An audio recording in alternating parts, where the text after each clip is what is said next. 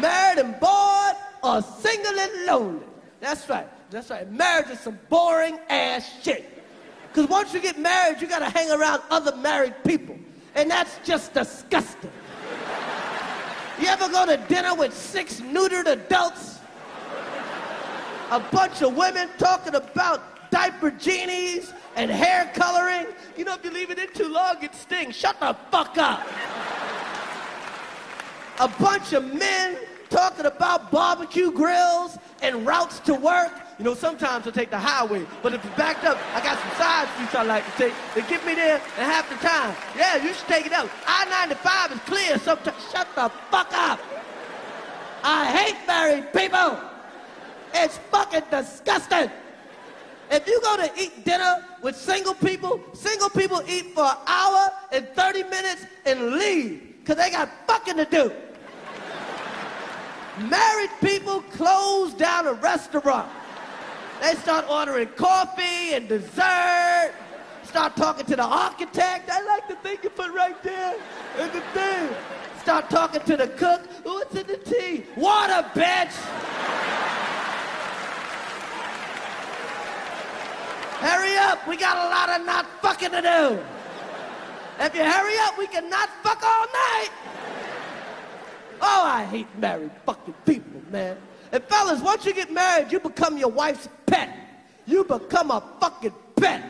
Because women like to get their husbands together that don't even know each other and have like a grown man play date. Put you in a room with some other married motherfucker and go, he likes baseball just like you. And you in some room with some fucking stranger going, I like baseball. I like baseball too. Yeah, baseball good. Yeah. Honey, who the fuck is this? Get me the fuck out of here. I don't need no new friends. If you want to help me out, introduce me to a girl. I hate married people, man. Whenever I go out with other married couples, I like to bring along a single crackhead. Just to spicing up the activities. Come on, tell us some of your cracky tales, please.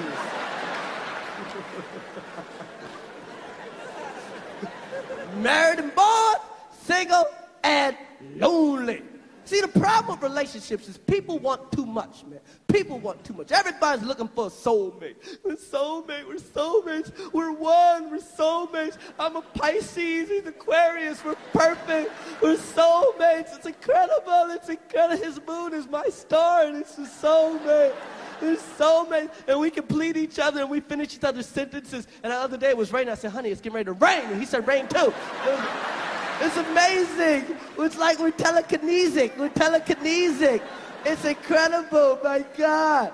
Nobody gets a soulmate. It don't happen.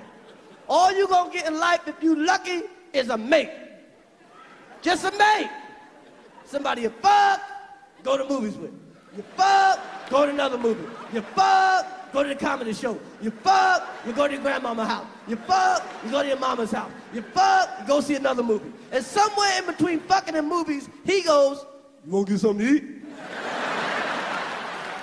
And that's all relationships are. They ain't that complicated. It's just fucking and eating. If you don't like fucking somebody and you don't like eating with them, y'all don't need to be together. And the longer you with somebody, it's more eating and less fucking. Shit, you don't even remember the last time you fucked, but you know you had rice and beans on Wednesday. You're never gonna get a soulmate. You're never gonna meet the perfect person. You're never gonna meet somebody that loves Seinfeld and the Wu-Tang Clan. It ain't happening. It ain't happening. Even if you meet the perfect person, it ain't gonna be the perfect time. You're married, they're single. That's right. You're Jewish, they're Palestinian. You're Mexican, they're a raccoon. You're a black woman, he's a black man.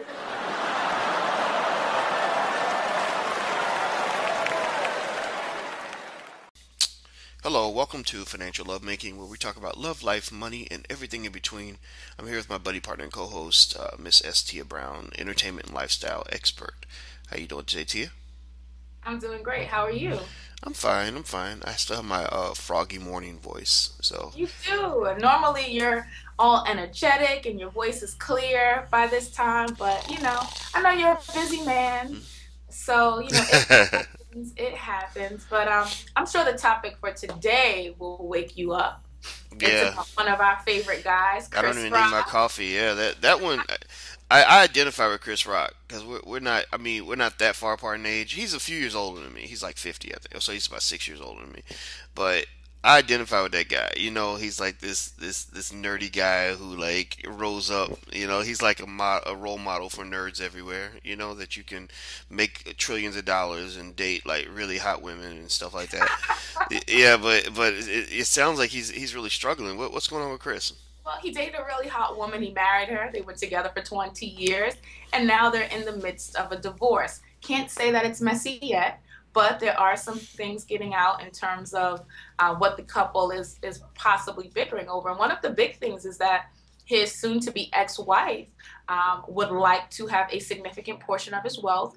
Chris Rock's fortune is estimated to be somewhere between 70 and 90 million dollars. We know that he's been working quite diligently since the 80s. Remember him as Pookie from New Jack City. He's also done tons of stand-up. It be He's also calling me, man. It be calling me. Go ahead. stand-up. He's done tons of movies. He's produced, and Malaak has been his partner for a very long time. If they've been married for 20 years, they've been together a little bit longer than that. And now that they're separating, she's saying that she, needs to be to have a certain amount of wealth to maintain her standard of living. They have two children, daughters, 13 and 11, and there's some good and bad things with this. Number one, on the from the jump, they did a lot of things right. They had a prenuptial agreement. And they never really were very messy publicly. They've had a few scandals here and there over the last 2 decades, but nothing that gained prolonged traction. However, the prenuptial agreement expired. It had a sunset clause after 18 years of marriage, and they're 2 years out. So now the big debate is, how much is a wife, a life partner, entitled to after 2 decades investing in helping someone build their brand? Some people will say that a wife is entitled to 50%. Some people say more. Some people say less. I think one of the other interesting things is that there's definitely a very different public sentiment when it's a man who's the primary breadwinner versus the woman. For example, Bethany Frankel from New York Housewives, Bravo reality show, she has spoken out publicly about having to give her now ex-husband significant parts of the fortune that she's made while they were dating, while they were married, and she cried about it on TV. And everyone, felt, why should she have to give her hard-earned money to this man? But when the shoe's on the other foot, when it's not a loafer, when it's a heel, right? People tend to think differently. Now, in Malaak's case, she had a career before she met Chris. She was in PR. I know she also did some types of modeling and beauty competitions. Attractive woman, also very intelligent. She started the Angel Rock Project, which is a very well-known philanthropic organization. They've done work overseas. They've done work here. But obviously, it's not her primary source of income. Mm. So now the couple has to decide, now that the quote unquote love is over, the marriage is over, how will we handle the money? My biggest thing is, I always implore, they have 2 kids, put the kids first. There's more money to be made, but the relationship that they have is still for a lifetime because they are rearing children and they spent such a significant portion of their adulthood together. So, it's hard to be level-headed when it comes to hurt and then to finances, but that will definitely be this couple's challenge. Mm. What do you think? I agree that that it's certainly I mean it all, I mean, obviously it always comes down to the money, right? Mm-hmm. When you're talking about a $90 million fortune, which is what Chris Rock is worth approximately. I was actually kind of surprised. I thought that a guy who makes his own movies might be worth a couple hundred million. So 90 million actually is on the low end of what I thought Chris would be worth. But think about it like this. Chris Rock is not producing a lot of blockbusters. He has a large body of work, a consistent body of work, but he's done things like documentaries, and a lot of his smaller comedies weren't hits. One of my favorites is Pootie Tang. Not a commercial success at all. So, and then he had Top 5 recently, which, had a lot of buzz, but it wasn't a box office killer. Well, I do remember Pootie Tang, and it's funny. Sarate, that's one of my favorite. I mean, I've seen that movie probably 20 times, and it's funny to me because I'm like, how can you not like Pootie Tang? I mean, Pootie Tang is freaking hilarious, right? I see you, Dr. Wahi. I see you back, and it's funny because apparently a lot of the public didn't see the movie and they didn't get it, they didn't like it, and I just again I don't get it, but you know what? I still once again even still with that I still kind of expected because he had that movie with Regina King where he turned into the white guy, he went to heaven and came back and as a white guy. Remember that? Yeah, but again, all of these movies, you own a portion of it if you're producing, and they weren't big box office hits. Now, you have movies that make $100 million in the box office, then go on a DVD and on demand. Chris Rock has a steady following, and people come out to see him. He also had that movie with Bernie Mac when he ran for president. So don't forget his tour. I mean, his tour, Bigger, Blacker, and the other ones he's done. I mean, they do. $90 is nothing to sneeze at. Not 90 million is nothing to sneeze at. But I'm sorry. I just thought 25 years in the game, being as big as Chris Rock is, I would expect 200 million, 250, 220. I mean, Ice Cube is worth what, about $250 million? Stuff like so again. But I'm not judging. I'm not hating on it. I mean, because Chris is one of my favorite people ever. He's on my short bucket list of people that I actually wanted to meet. That I want to meet. This is my fan moment. Very few people do I gush over and love to say it, but I had an opportunity to interview Chris Rock in person and twice, over the phone, and just, I'm a fan. And he was great in person as well. So, I know. Just keep rubbing it in. Regardless of that, I still say he has to give his soon-to-be ex-wife a significant portion of his estate. They committed to building together. I think the big thing about marriage is it's not about, people don't make choices in marriage based on being divorced, right? So when you're married, you say, this person is going to stay home, this person is going to work, this person is going to, be assigned different duties, because collectively, this is what we want going forward, and we want this result. If we decided that the end is here, we still cannot punish the person for the compromises that they made during the course of the marriage. And I think that that's the same whether it's a male or female. I think that's... It decides that he's, or if he earns less, or if he's, a stay-at-home dad, and you guys have made decisions collectively. Now that the marriage is over, you can't say, well, I get to walk away with everything that's mine, because now we're no longer a dual entity. I think that's true, but one perspective, one way to kind of possibly look at this is to say, you're like your teammates, right? So you have like say a basketball team. You've got LeBron James and the other guys on the team. Are they equally valuable to the team? What's the proportion of value to the team?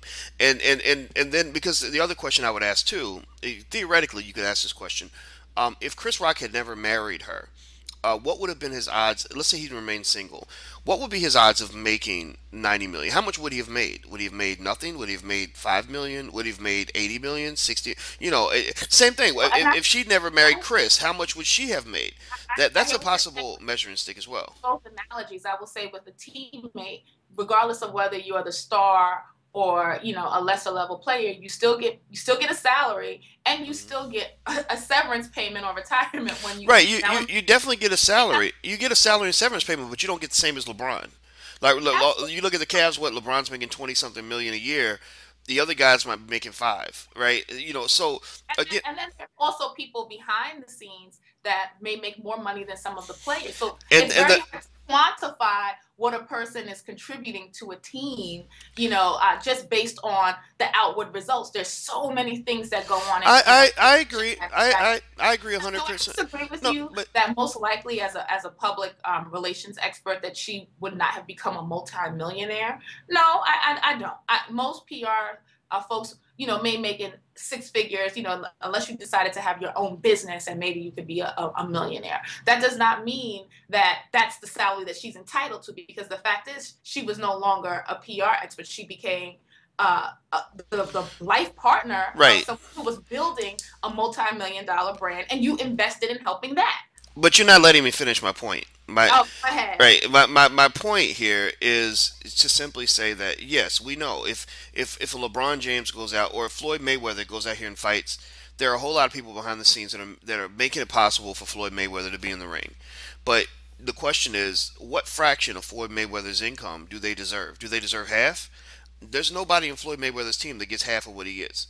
There's nobody on his team that probably gets more than 10% of what he gets, right? Because Floyd Mayweather is the one out here throwing haymakers and winning fights, right? Without Floyd, there is no operation, but he can replace anybody else on his team, but his team cannot really replace him.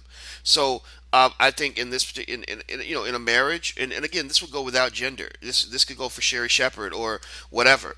If there's no Chris Rock, there is no 90 million. We know that. If there's no what's her first name? I'm sorry. If there's no Mrs. Rock, let's just say Mrs. Rock until you find. Malaak Compton-Rock. Okay, Malaak Compton-Rock. I want to make sure make sure we say her name properly. Because she has value too. She does have value. There's no question. The value is not the issue. The issue is how much value. Mm-hmm. That's the question. I don't know. I'd be curious to know what Chris's thoughts are, because sometimes a man can do that. A man can just say, you know what? She gave me 20 years. She gave me my children. She was, she supported me in so many ways. I don't mind giving her a third. I can see a guy saying that, because a third is not half, right? But then there might be some people might say, well, okay, a third, how about I give you 10 million, 15 million? You can live good off $10 million, $15 million. Plus you're getting alimony and child support. Remember this too. Yeah. He's going to be on the hook for a lot of fixed financial obligations for a very long period of time. He's going to have to pay a ton of money in child support, a ton of money, maybe some money in alimony, spousal support. So he's not just going to have to give up a chunk of what he's already made, or a chunk of what they may, however you want to look at it. He's also going to have to give up a chunk of what he's going to make in the future. She has no financial obligations. Let me just say this, and I'm going to finish after I say this. I met a guy recently, and we were just having casual conversation because he was helping me do something. He was a guy that worked at some place, and we just got to talking about life and stuff. He told me, he said, "Yeah, I'm going back to school, so I'll be quitting this job pretty soon." I said, "Oh, great. Where are you going? What are you going to study?" He said, "Oh, I'm going to study nursing," and he mentioned his fiance, and I said, "Oh, when you guys get married?" He said, "Oh, well, we would get married sooner, but we're going to hold it off because we want to milk her ex-husband for money for a little bit longer." He literally said that. In fact, he said, while I go to school, we need him to pay the bills. I kid you not, he said this. And I didn't know how to feel about that. I'm thinking, wow, this is deep that there are people that think this way. And it's real. I mean, it's real. The criminology is real in that there are people who take advantage of that. She's not going to have any financial obligations when they walk out that door. So she could go out here and make $1 billion, and that's her $1 billion. Chris makes $1 billion. He's giving a chunk of that money back to his ex-wife to pay alimony and child support, in addition to the money that he's already given. So I think that all those things have to be factored in my opinion. I hear you. I absolutely do. And I think it is unfair that some people do take advantage of the system. But we know many people don't. And it's really about creating a system or a situation where everybody can live comfortably and with some level of fairness. There's not going to be parity. You're no longer in the household, right? So it doesn't have to be equal, but it does have to feel like, it's some level of fairness and providing a level of comfort. So, we hope the best for this former couple. And definitely, again, continue to keep the kids first. We're interested in hearing what everyone has to say about this. We know there are a lot of Chris Rock fans, and there are also a lot of Malaak Compton-Rock fans. So love to hear your thoughts. Thank you guys so much for listening. Have a great day. Bye-bye.